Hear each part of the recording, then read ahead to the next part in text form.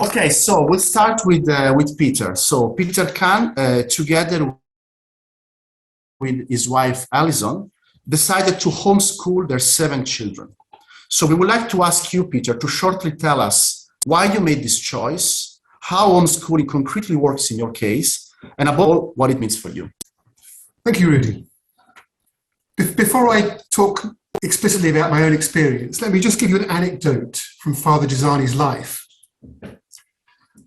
As a 15-year-old student, Father Giussani formed a little group with some friends called Studium Christi.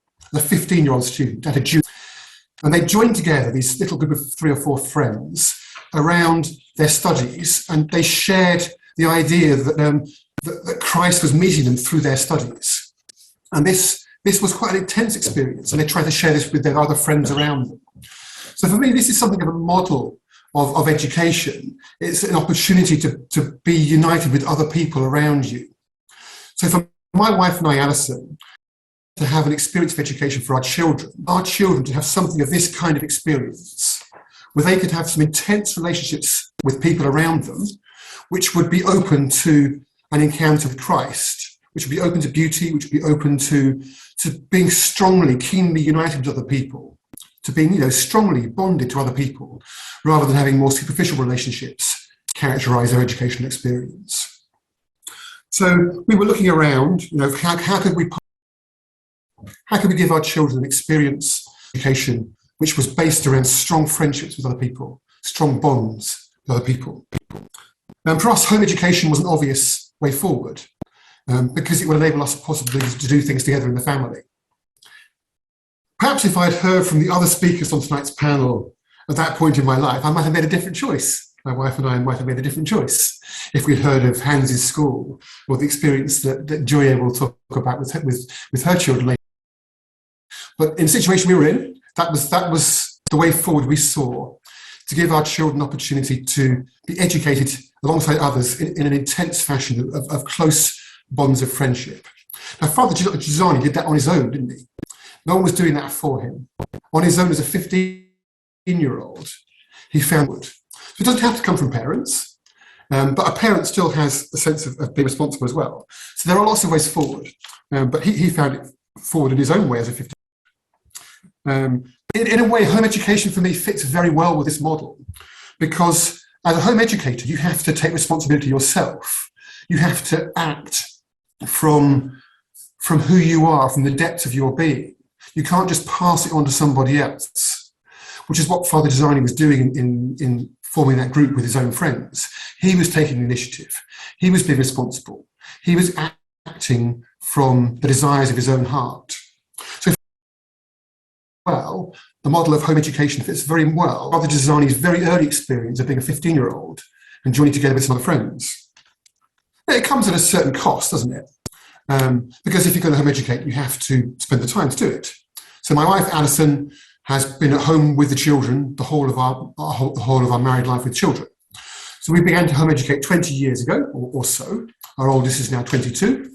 Our youngest children are 12 years old. So she hasn't had a career outside the home. Her career has been within the home. And for 20 years of that period of time, about 20 years of that period of time, I've worked 4 days a week. So I decided that I needed more space in the family to be able to contribute to that effort. So it came at a certain cost.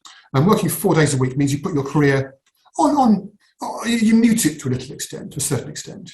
That has changed in the last 3 weeks, in fact. And when I changed jobs and became a professor at Manchester University 3 weeks ago, and I've gone back to full time. But family life does change, and you make different decisions at different points in time.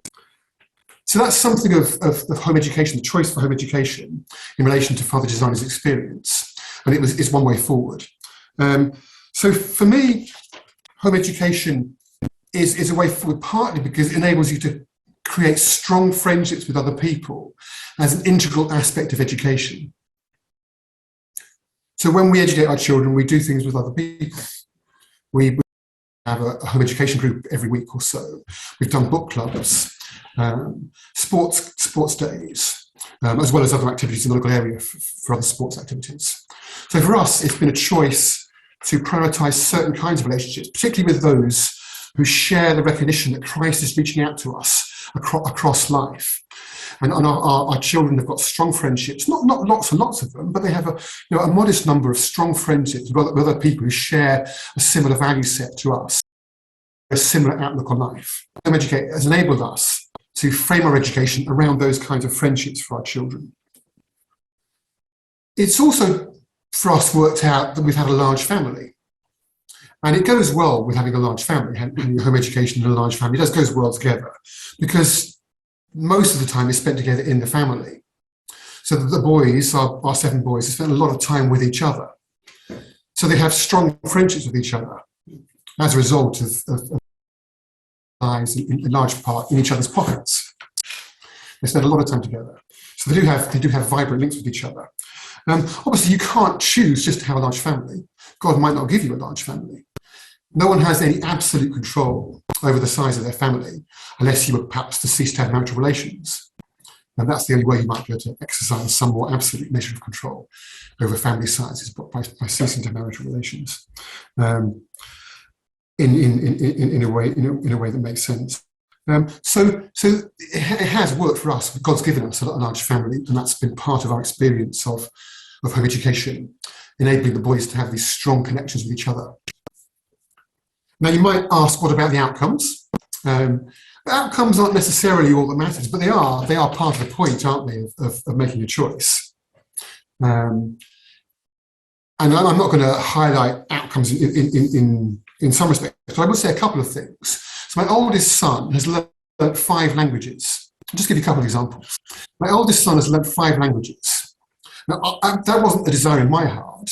That wasn't something I said, you should go and do this, although we encourage him to learn 1 language, as well as English.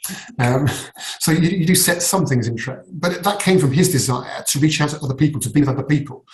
His desire to be able to make connections with other people around things that matter to him, around his faith. And that for me is very heartwarming. So in a way, home education is worth it. And we educated him all the way to 18 at home.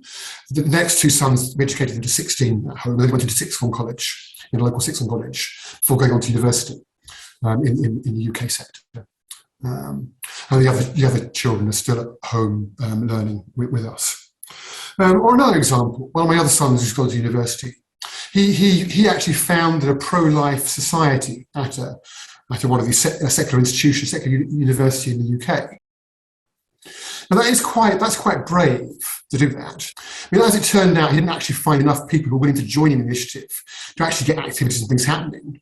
But he actually got the go-ahead from the Students' Union to found the society. And even that takes a degree of courage. And I wasn't encouraging, pushing him to do that, but that was something he chose to do. Reaching out, to people who are defenceless in a way. So those are a couple of examples of things that my sons have come to do later in life and educated at home. So for me, education is too important to leave to professionals, even if one does have professionals in the wings as well. It's something that matters so much to life that one wants to take care of it and to invest oneself in it. And the way that we found forward as a family, Alison and I, was to do that with our family together. And I mean, Father Giussani, I can see resonances with the way he lived his life. It's not to say that the example is something he would have chosen, because he worked in the school sector. But my wife and I found a way forward with this example. So let me stop there. Thank you very much, Peter. Thank you. I will come back to you with a follow-up question later.